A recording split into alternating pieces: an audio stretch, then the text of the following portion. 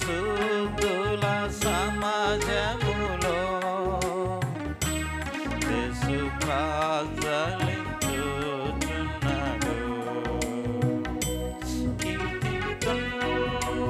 నా ప్రభుని జీవకాలమెల్లా ప్రభు యేసుని కృతజ్ఞతతో స్తుతించెదను, కృతజ్ఞతతో స్తుతించెదను. యారోను రోజాయనే లోయ పాత్మమును ఆయనే, యారోను రోజాయనే. ద్వితీయోపదేశకాండం 17వ అధ్యాయాన్ని చదువుకుంటాం. దేవుని వాక్యమైన పరిశుద్ధ గ్రంథం బైబిల్లో నుండి ద్వితీయోపదేశకాండం 17వ అధ్యాయం. నీవు కళంకమైనను మరి ఏ అవలక్షణమైనను గల ఎద్దునే గాని గొర్రె మేకలనే గాని నీ దేవుడైన యెహోవాకు బలిగా అర్పింపకూడదు. అది నీ దేవుడైన యెహోవాకు హేయం. నీ దేవుడైన యెహోవా నిబంధనను మీరి ఆయన దృష్టికి చెడ్డదానిని చేయుచు నేనిచ్చిన ఆజ్ఞకు విరోధంగా అన్య దేవతలకు అనగా సూర్యునికైనను చంద్రునికైనను ఆకాశ నక్షత్రములలోని దేనికైనను నమస్కరించి మరొక్క పురుషుడే గాని స్త్రీయే గాని నీ దేవుడైన యెహోవా నీకు ఇచ్చిన నీ గ్రామములలో దేని అందైనను నీ మధ్య కనబడినప్పుడు అది నీకు తెలుపబడిన తర్వాత నీవు విని బాగుగా విచారణ చేయవలేను. అది నిజమైన ఎడల అనగా అట్టి హేయక్రియ ఇజ్రాయేలులో జరిగి ఉండుట వాస్తవమైన ఎడల ఆ చెడ్డకారం చేసిన పురుషున్నే గాని స్త్రీనే గాని నీ గ్రామంలో వెలుపలికి తీసుకుని పోయి రాళ్లతో చావగొట్టవలేను. 2-3 సాక్షుల మాట మీదనే సావదగిన వానికి మరణశిక్ష విధింపవలెను. ఒక సాక్షి మాట మీద వానికి విధింపకూడదు. వాని చంపుటకు మొదట సాక్షులను తర్వాత జనులందరూ వాని మీద చేతులు వేయవలెను. అట్లు నీ మధ్య నుండి ఆ చెడుతనమును పరిహరింపవలెను. హత్యకు వ్యాజ్యమునకు దెబ్బకు నీ గ్రామంలో వివాదములు పుట్టగా వీటి భేదం కనుగొనుటకు నీకు సాధ్యం కాని ఎడల నీవు లేచి నీ దేవుడైన యెహోవా ఏర్పరచుకున్న స్థలమునకు వెళ్ళి యాజకులైన లేవీలను ఆ దినములలో నుండి న్యాయాధిపతిని విచారింపవలెను. వారు దానికి తగిన తీర్పు నీకు తెలియజెప్పుదురు. యెహోవా ఏర్పరచుకున్న స్థలమున వారు నీకు తీర్పు చొప్పున నీవు జరిగించి వారు నీకు తేటపరచు అన్నిటి చొప్పున తీర్పు తీర్చుటకు జాగ్రత్త పడవలెను. వారు నీకు తేటపరచు భావం చొప్పునను వారు నీతో చెప్పు తీర్పు చొప్పునను నువ్వు తీర్పు తీర్చవలెను. వారు నీకు తెలుపు మాట నుండి కుడికి కానీ ఎడమకు కానీ నువ్వు తిరగకూడదు. మరియు ఎవడైనాను మూర్ఖించి అక్కడ నీ దేవుడైన యెహోవాకు పరిచర్య చేయుటకు నిలుచు యాజకుని మాటనే గాని న్యాయాధిపతి మాటనే గాని విననోలని ఎడల వాడు చావలేను. అట్లు చెడుతనం ఇజ్రాయేలులో ఉండి పరిహరింపవలేను. అప్పుడు జనులందరూ విని భయపడి మూర్ఖ ప్రవర్తనను విడిచి పెట్టెదరు.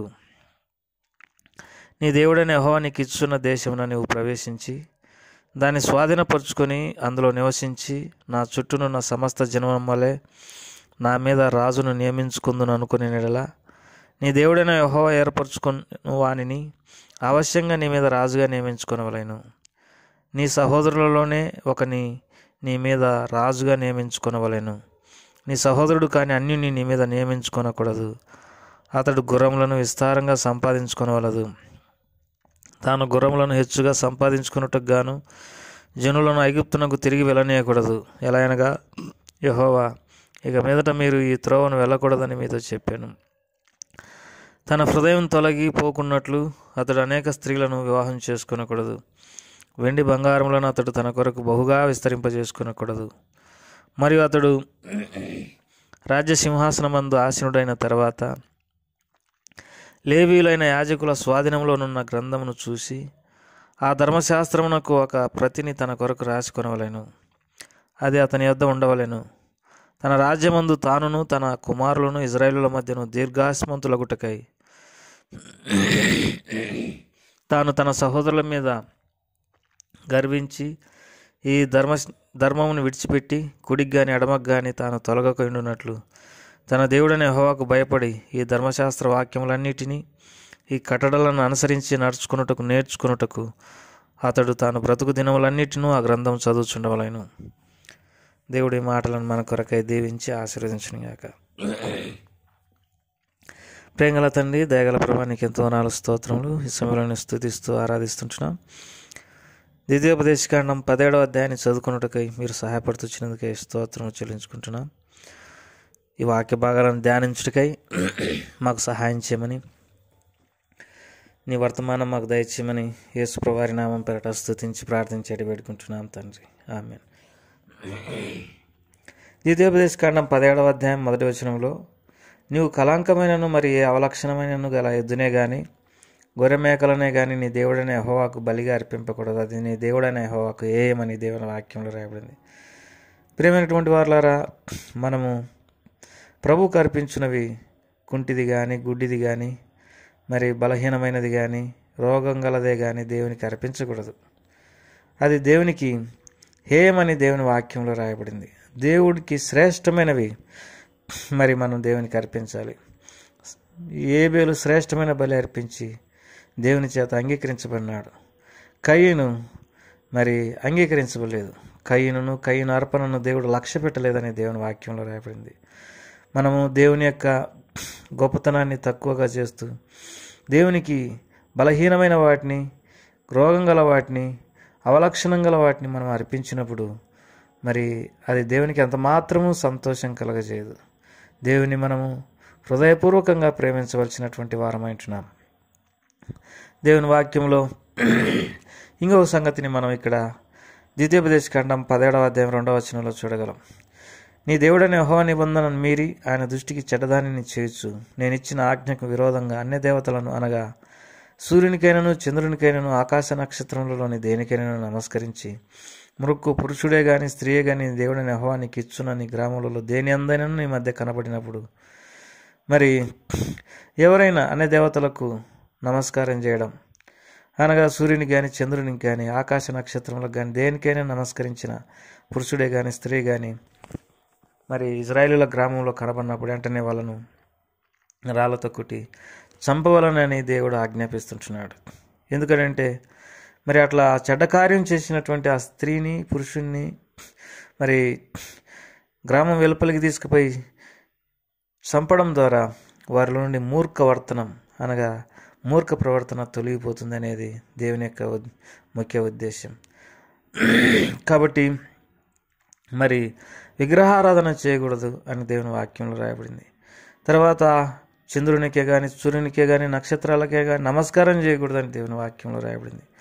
ఆ వంతున లెక్కేస్తే మన భారతదేశంలో ఎంతో విగ్రహారాధన జరుగుతుంది.